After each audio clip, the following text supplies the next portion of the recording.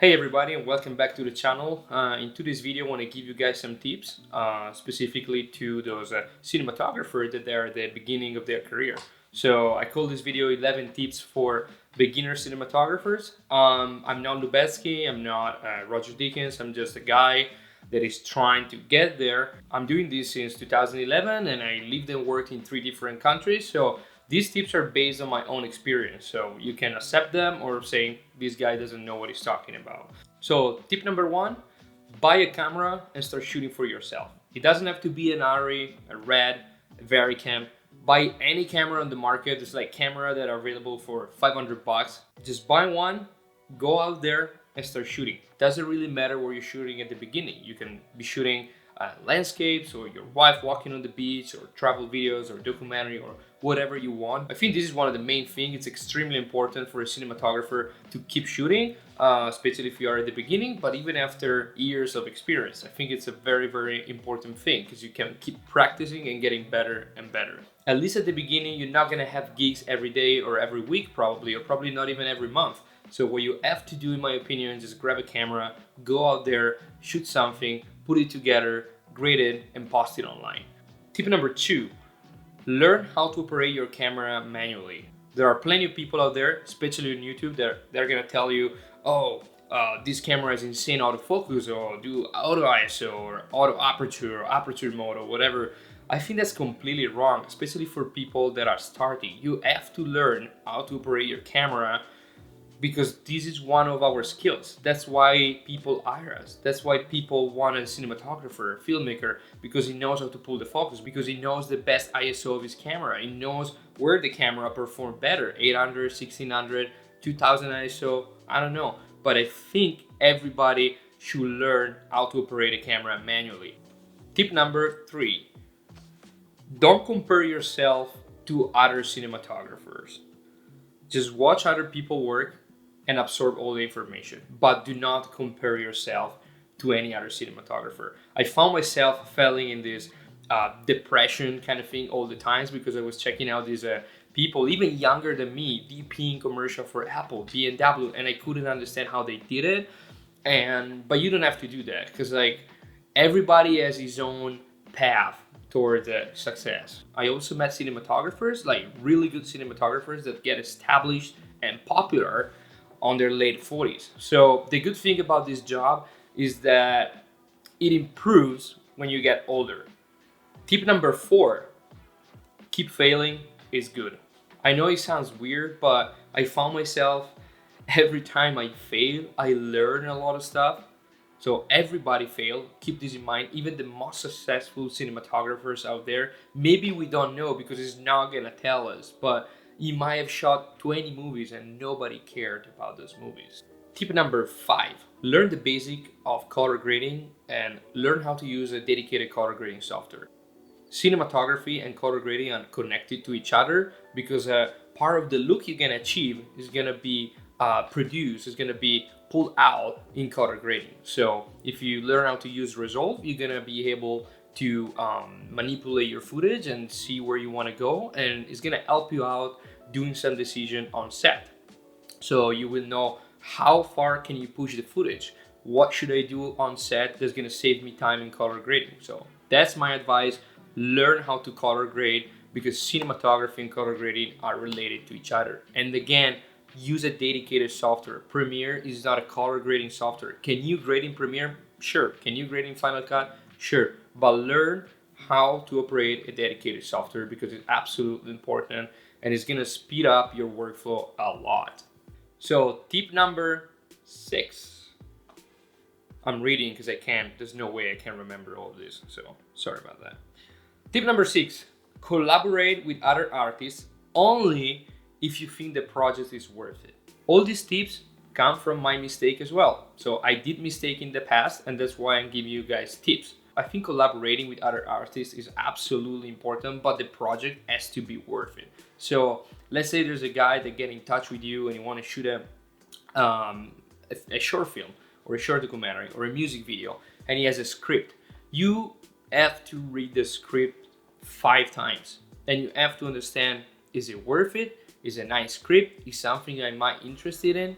And I know at the beginning it's gonna be like, oh, whatever. And I did that too. And I keep doing it sometimes and I'm wrong. I keep like, oh yeah, I wanna shoot something, just let's do it. But I don't think it's worth it. Maybe at the really beginning you can do it a couple of times, but you gotta learn as soon as the project comes out and you're like, oh crap. Because at the end, it's gonna be your name on that project. Even if you have one single doubt that that project is not gonna turn out great, live it. Tip number 7 or 7. Travel as much as you can is gonna open your mind. And especially in America, I'm finding out that a lot of people do not travel, mainly because they're not used to it, or maybe they don't have time, or there's literally people that I met here that never went outside of California, and it's wrong. I think a filmmaker should travel because traveling is gonna give you inspiration for a bunch of stuff. You need to get in touch with different culture, different languages, different environment, different architecture. I think it's extremely important. If you go from LA to San Francisco, it's gonna be the same. If you go from LA to Boston, yeah, maybe a little bit different, but go from LA to Milan, from LA to Paris, from LA to Shanghai, from LA to Thailand, and learn and stay in touch with these cultures, get an Airbnb, go out there, film some stuff, try to maybe, if you're going for holidays or vacation, try to collaborate with local artists and shoot maybe some fashion films, some short documentary, or even a travel video. But go out there, take a plane. It's so cheap to fly right now, and you can't even imagine how much it's gonna open your mind. Tip number 8, or in Italy we do this, tip number 8, learn how to work with the natural light. I'm a big fan of natural light. When I can, I just use natural light. I get it, there are circumstances where you need lights, like in the music video that I shot last week, and that's good, but you have to learn how to use natural light first and then jump on lights. Sometimes you see a lot of stuff shot with so many lights and it looks bad. There's nothing that's gonna give you the same look of the natural light. And after years and years of experience, of course, you're gonna be able to pull out those sky panel and light mat and flex lights and recreate that look. But first, you need to figure out how the natural light affect your skin tones, from which side, from the backlight. And once you start getting really comfortable with natural light, even using artificial lights is gonna be easier. Tip number 9, or 9, whatever. Be patient. In this job, you have to be patient. I'm not a patient person at all. Before turning 30, I was like, oh my gosh, I'm already 30. I didn't shoot a feature film. I didn't win an Oscar yet. I'm not an established cinematographer yet. And that's wrong. That's wrong. This job takes forever. Forever. I started in 2011. I opened my first company in Italy and worked as freelance in 2012. So this is about 6 years ago, which for a cinematographer is nothing. There's people that work even for 20 years before getting established. So be patient, be patient, be patient. This job is just gonna get better as you get older. Tip number 10, that's easy. Tip number 10.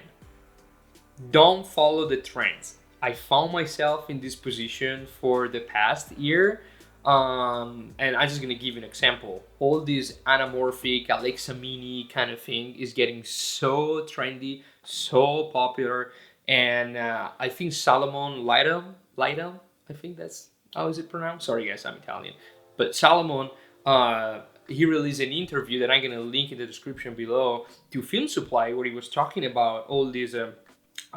Alexa Mini anamorphic thing and say, guys, everything looks the same. I love the anamorphic Alexa Mini look this guy have. I love it. I absolutely love it. They're great stuff. They're great videos. They're great commercial. Totally in love with that. But they all look the same. And I get it. There's a client behind. There's an agency behind that's going to push for that trend, right? So this trend at some point is going to go away, hopefully. Because at the end, I think it's really important to differentiate our style from other people. So don't copy, don't follow the trends, get inspiration here and there, but try to put your own stuff in there and try to be unique. And we're finally at the end. I can't believe it, I made it. Tip number 11. 11 or 11. Take care of your portfolio. So you might have your YouTube channel like I do, or your Vimeo channel, and then you have your website. I think if you go on my website right now, matteobertoli.me, you're just gonna find, I think, 9 video. I shot plenty of videos in these 6 years, but you're gonna find just 9 videos. So you can experiment with what you want on your Vimeo or your YouTube channel, but on your website, try to keep just the best of the best of the best. And try to keep it updated, try to shoot more stuff and more stuff. Of course, I'm not gonna put probably an interview or a corporate video. I shot a corporate video for McDonald's in Ireland or for Airbnb or for Twitter, but I'm not gonna put that on my website. Why? Because I don't want to shoot corporate video. I want to shoot feature film, so I put my short film there. I want to shoot music video, so I put some music video, and I want to shoot commercial, so I put some low budget commercial out there. So when a client or an agency or a production company go on your website and you see a wedding video, they're gonna be like, oh, this guy does wedding videos, so I don't think it's good for the commercial we want to develop. So it's up to you. Maybe you want to do just wedding video, perfect. Just put your website, put just wedding films out there. There's plenty, they're absolutely beautiful. And just shoot wedding video. So when a wedding planner is gonna see your website, he's gonna be like, whoa, this guy shoot amazing wedding films. Let's hire him. Take care of your portfolio. Put on your portfolio on your website what you wanna do, and take down everything else. Just put it on your YouTube channel or your Vimeo, whatever. Those are like channels where you can experiment with whatever. I hope you guys like this video. Again, these were 11 tips for beginner cinematographers based on my own experience. Again, I lived in 3 different countries. I worked in 3 different countries. I got in touch with so many different clients and agencies and cultures. And that's what I learned in these 6-7 years. So hopefully this is going to be helpful for you guys. And yeah, let me know what you think in the comments. And I'll see you in the next one. Bye, guys.